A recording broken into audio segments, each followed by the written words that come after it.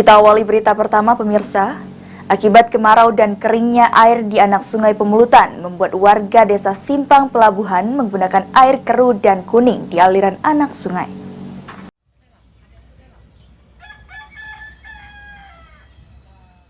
Inilah aliran anak sungai yang mulai kering dan keruh dengan warna air yang kuning yang digunakan warga di desa Simpang Pelabuhan Pemulutan Ogan Ilir.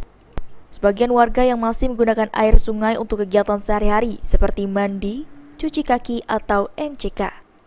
Masia, salah satu warga mengaku sudah sejak 3 pekan terakhir menggunakan air dari anak sungai Pemulutan yang mulai keruh dan menguning. Hal ini biasa digunakannya setiap memasuki musim kemarau untuk keperluan sehari-hari seperti mandi, mencuci, dan lainnya.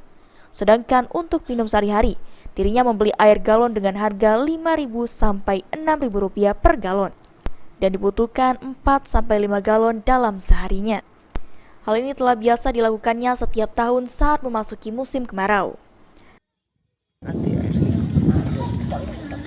Yang uang ada, yang dekat. Beli galon. Beli galon. Minum galon. Nyuci. Dapat nak? Mandi ini bayarin.